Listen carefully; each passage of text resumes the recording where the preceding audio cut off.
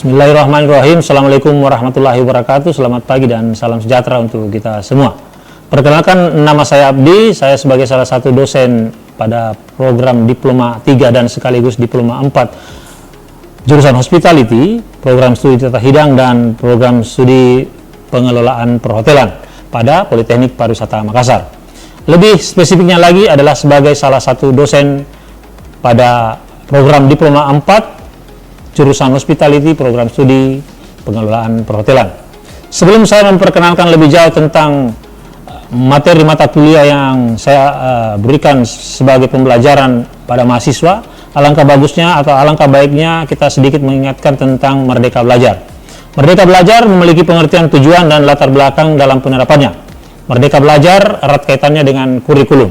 Merdeka yang hakikatnya akan mempermudah dan memahami apa dan bagaimana kurikulum Merdeka dilakukan dalam proses belajar mengajar khususnya di perguruan tinggi. Merdeka Belajar adalah suatu program inovatif untuk dunia pendidikan Indonesia yang berlandaskan pada dua hal. Yang pertama adalah pemberian kebebasan kepada mahasiswa, guru dan sekolah atau kampus itu, dan tujuannya juga untuk berinovasi melakukan kegiatan pembelajaran yang lebih mandiri sekaligus kreatif. Yang kedua adalah reformasi menyeluruh yang bukan hanya terfokus pada kurikulum namun menginisiasi sebuah gerakan di masing-masing kampus ataupun melalui dosen yang bersangkutan. Nah, di kesempatan hari ini atau di kesempatan kali ini saya juga akan menjelaskan sedikit tentang tujuan Merdeka Belajar. Tujuan Merdeka Belajar adalah menciptakan ruang inovasi yang luas kepada segenap eksponen dan elemen pada dunia pendidikan di Indonesia dan mewujudkan dalam pemulihan dan perbaikan mutu pendidikan secara menyeluruh dan tercapainya kualitas sumber daya manusia yang unggul. Latar belakang Merdeka Belajar adalah kondisi pendidikan Indonesia juga berada pada level yang dikatakan baik. Nah, semua permasalahan klasik khususnya mengenai isu rendahnya kemampuan sumber daya manusia menjadi pokok persoalan tahunan yang belum juga bisa diselesaikan. Next, perkenalkan saya kali ini memperkenalkan mata kuliah yang saya ampuh, yaitu Operational Bar yang diaplikasikan kepada mahasiswa dengan metode DIY atau Delivery, Interaction, dan Assessment dengan teknik penyajian 70% praktik dan 30% teori. Sebagai informasi, video ini dibuat dengan tujuan untuk memenuhi salah satu persyaratan sertifikasi dosen tahun 2024 yang persyaratan dosen atau sebagai persyaratan diri dosen dalam Tridharma perguruan tinggi khususnya dalam aspek pengajaran atau dunia pengajaran. Mata kuliah Operational Bar bertujuan agar mahasiswa dapat dibekali dengan pengetahuan dan keterampilan dalam merancang suatu resep minuman yang baik dan bagaimana mencampur minuman baik itu alkohol maupun non-alkohol. Sementara capaian pembelajaran lulusan atau CPL yang dibebankan kepada mata kuliah ini kepada mahasiswa dikhususkan agar mahasiswa dapat menguasai konsep teoritis ataupun praktek pada pengertian bar serta terampil dalam menguasai ataupun meracik minuman campuran. Terdapat dua hal yang diharapkan bagi mahasiswa pada akhir perkuliahan ini nantinya, yaitu yang pertama, mahasiswa mampu menjelaskan jenis-jenis bar, jenis-jenis gelas dan minuman serta fungsi minuman itu sendiri. Yang kedua, mahasiswa mampu membuat resep minuman, baik itu alkohol maupun non-alkohol, khususnya dalam dunia minuman campuran, serta mahasiswa juga dapat meracik minuman campuran itu sesuai dengan resepi, sehingga menghasilkan suatu produk tertentu. Referensi yang digunakan dalam mata kuliah ini diantaranya bisa diambil melalui e-book, melalui ruang lingkup bartender, melalui buku yaitu Operational Bar, melalui buku Manajemen Bar, buku yang juga bisa dapat diambil sebagai referensi yaitu Restoran Bar dan Segala Permasalahannya, kemudian e-book mengenai selling price minuman, dan buku tentang meracik minuman campuran. Ada beberapa daftar pustaka yang juga dapat dijadikan sebagai referensi pada mata kuliah ini, namun tidak bisa saya sebutkan satu persatu. Selain itu pula, mata kuliah ini lebih mengutamakan pada peran dan keaktifan mahasiswa dalam proses pembelajarannya di dalam kelas, laboratorium praktek di Politeknik ataupun di kampus Politeknik Pariwisata Makassar. Proses pembelajaran mata kuliah Operational Bar dilaksanakan sebanyak 6 kali pertemuan yang di dalamnya sudah termasuk di dalam ujian tengah semester dan ujian akhir semester. Demikian penjelasan dan informasi singkat tentang mata kuliah Operational Bar yang saya ampuh bagi mahasiswa semester 2 Diploma 4 jurusan Hospitality, program studi pengelolaan perhotelan Politeknik Pariwisata Makassar pada kesempatan kali ini. Berikutnya adalah kita dapat menyaksikan cuplikan video singkat mengenai pembelajaran yang dilaksanakan secara tatap muka yang terjadi di depan kelas. Thank you. Assalamualaikum warahmatullahi wabarakatuh. Selamat pagi. Iya, kita ketemu lagi di pertemuan hari ini. Mudah-mudahan tidak bosan, tapi yang pasti materi tetap sama dan maksud saya mata kuliah tetap sama, yaitu operasional bar. Sebelum saya lanjut, saya barangkali bagus mempersilahkan dulu rekan-rekan mahasiswa untuk berdoa. Semoga dilancarkan hari ini materi kita yang pasti sesuai dengan agama dan keyakinan kita. Bisa? Doa dimulai.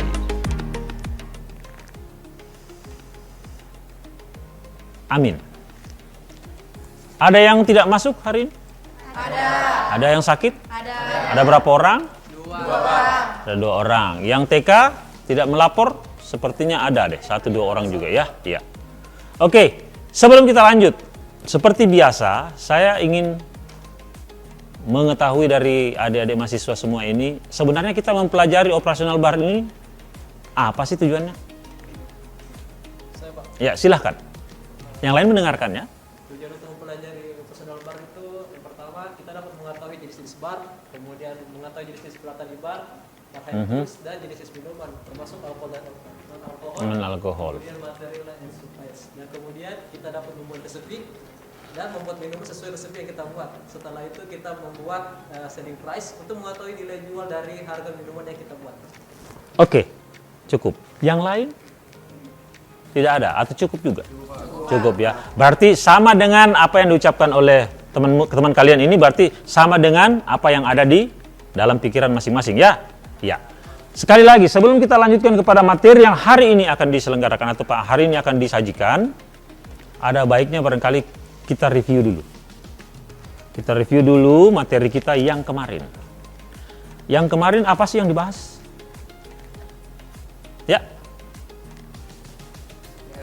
Pertemuan kemarin Ya. kita sempat membahas juga sedikit tentang jenis-jenis bar. Iya. Yaitu ada 2 jenis, yaitu yang pertama adalah public bar, yaitu kegiatan utamanya menyajikan dan menyiapkan minuman tamu di ruangan bar itu sendiri. Terus? Kemudian ada service bar, yaitu kegiatan pokoknya mendistribusikan minuman langsung ke kamar tamu atau iya.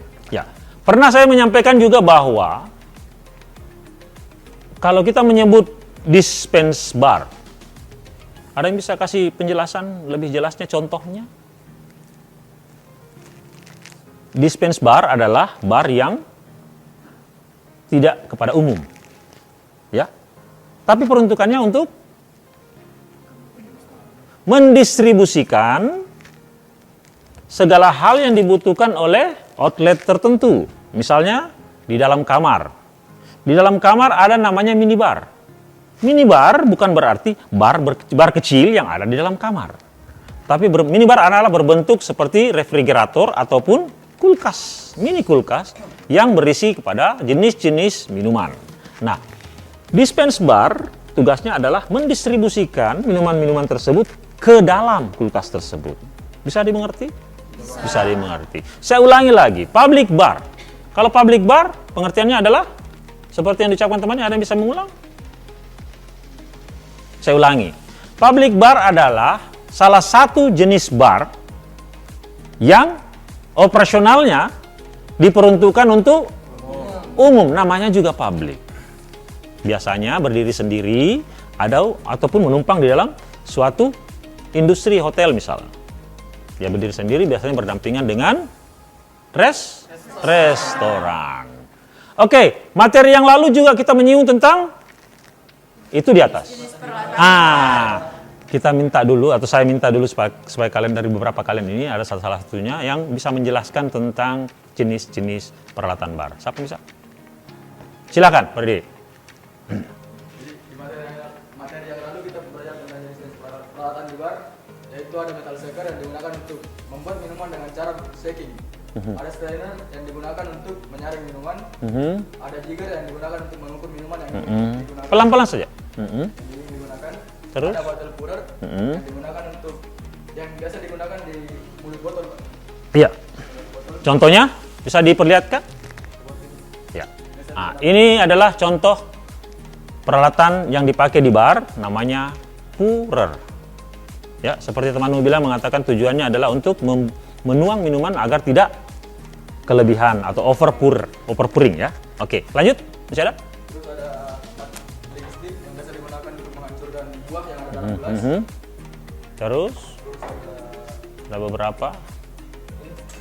Ya, itu termasuk kategori peralatan bar tidak? Ya.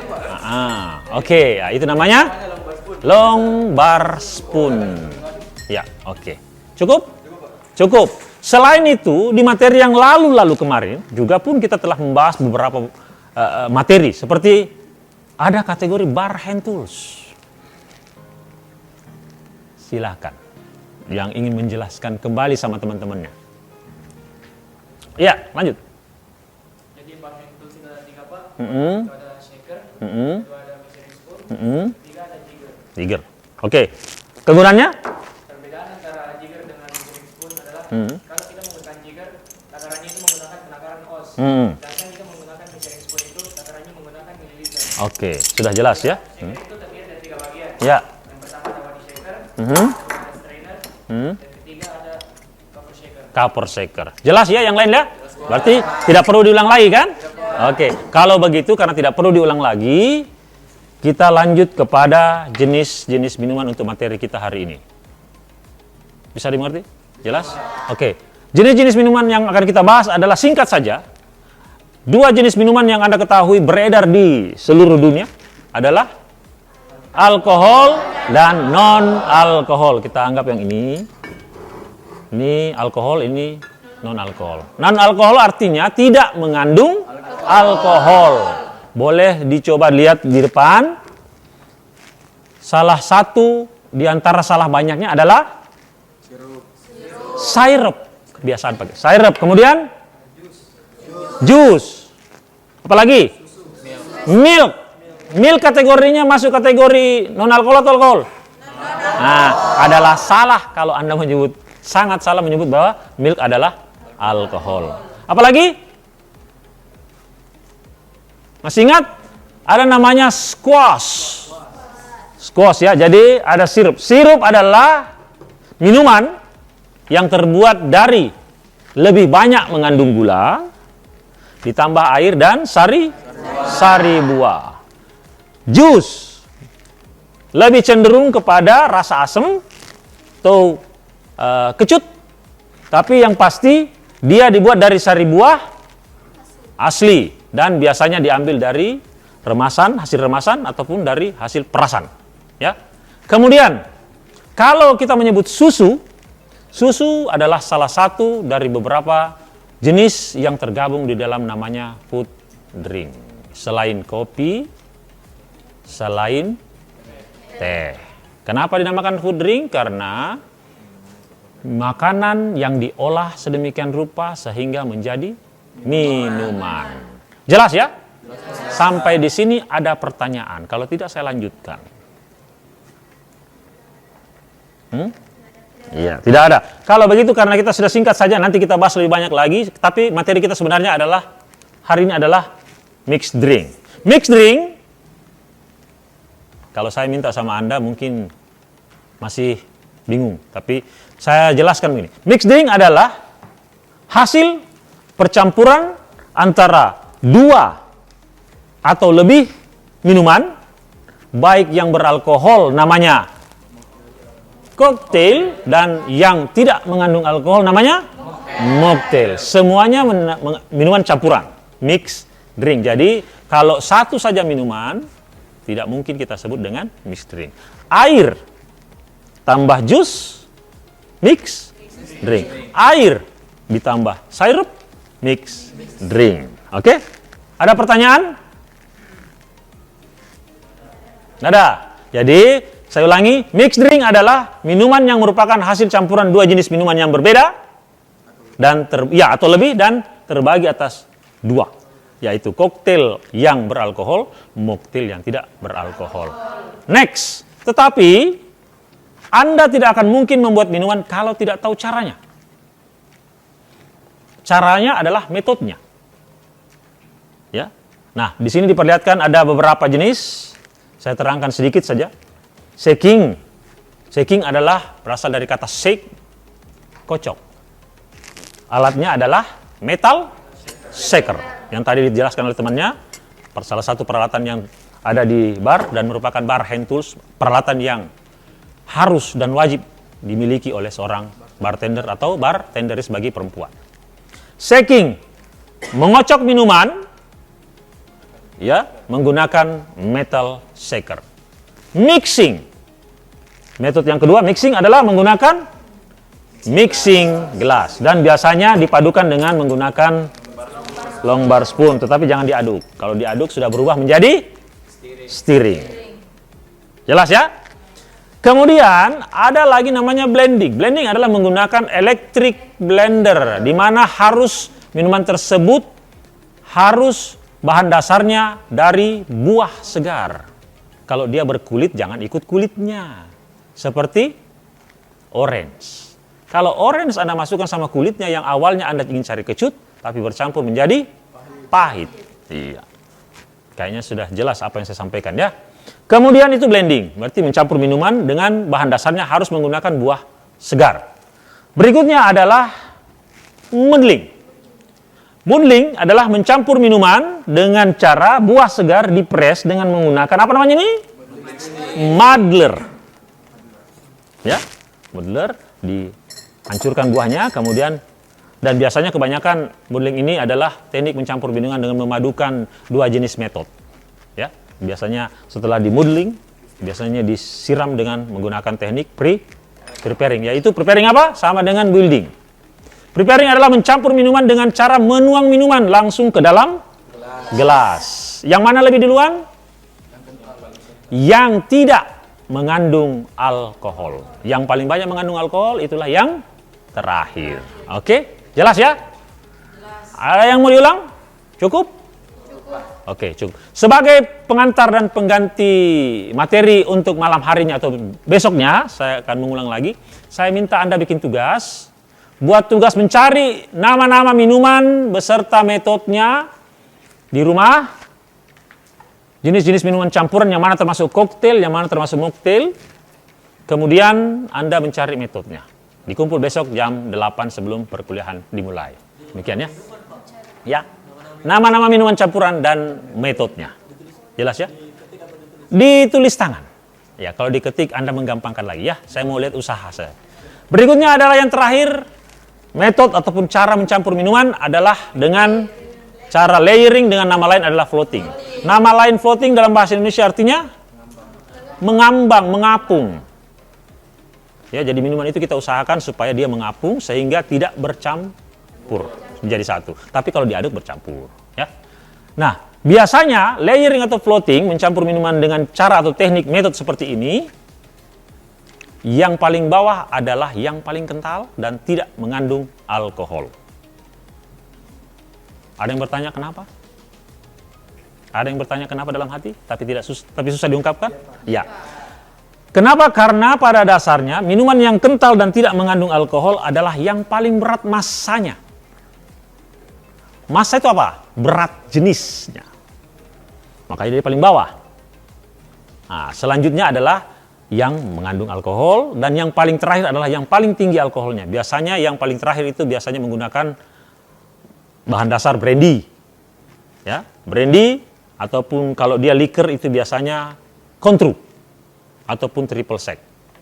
Nanti kita bahas sama, karena ini contohnya masih sedikit yang di depan Anda. Sampai di sini ada pertanyaan? Ya. Saya masih agak bingung soal metode shaking. Ya, bagus sekali. Pertanyaan yang sangat bagus. Ya, saya suka kalau ada yang bertanya, berarti feedbacknya jadi. Ya. Shaking pada dasarnya tidak usah dipegang seperti ini. Ini kan lepas. Ya.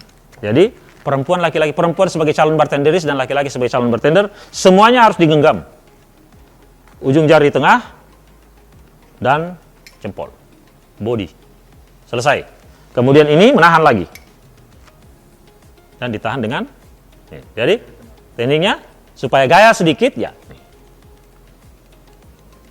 Ada yang bisa praktikan?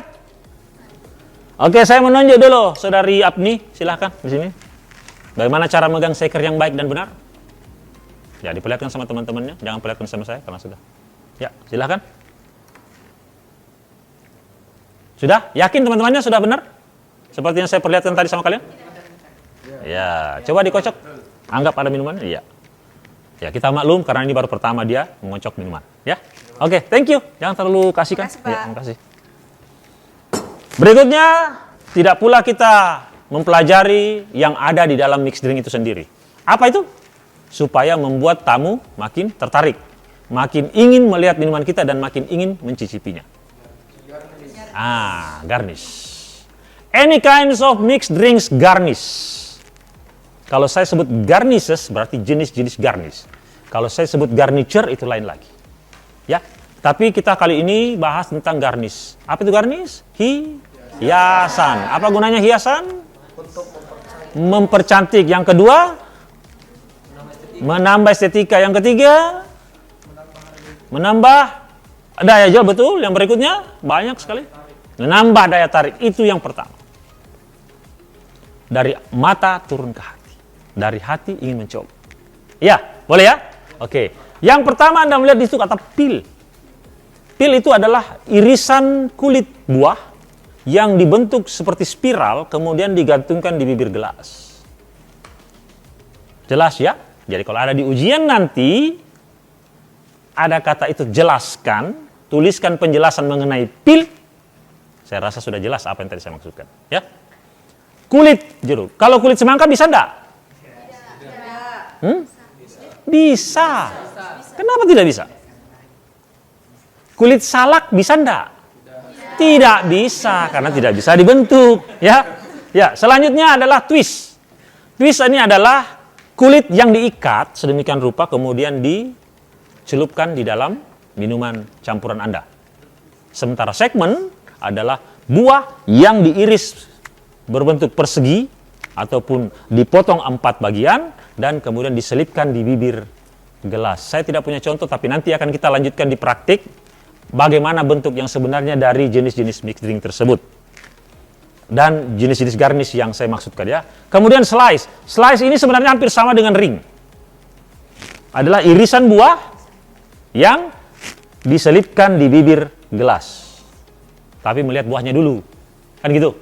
Buah yang dimaksud adalah buah yang bisa diiris dan mampu menjadi penarik bagi tamu yang ingin menikmati minuman. Kan tidak mungkin semangka diiris dalam bentuk besar, sementara gelasnya hanya secuil begini. Ya, paling tidak biasanya yang dipakai adalah orange. Orange sama enggak dengan jeruk? Ya samalah, cuma bedanya adalah dari sisi warna, rasa, dan apa lagi? Ukuran. Ya. Kemudian apa lagi? Dan di depan? Ring. Ring itu sama dengan irisan, tetapi dia biasanya kalau tidak dicelup, ya biasanya dia dicelup, lebih cenderung dicelup tapi dalam bentuk irisan. Dicelup di dalam minuman campuran. Mengerti ya? Ya, mungkin selama ini Anda lihat tapi tidak mengerti maksudnya. Apa itu namanya? Nah, sekarang sudah tahu. Jadi kalau ada tugas, ya minta jelaskan, ya jelaskan. Berikutnya adalah on toothpick. Biasanya on toothpick ini tahu toothpick? Apa? Linggis gigi, tusuk gigi ya. Biasanya buah itu dimasukkan tusuk gigi supaya dia kenapa? Ngambang. Apa ngambang nama lainnya? Terapung, ya.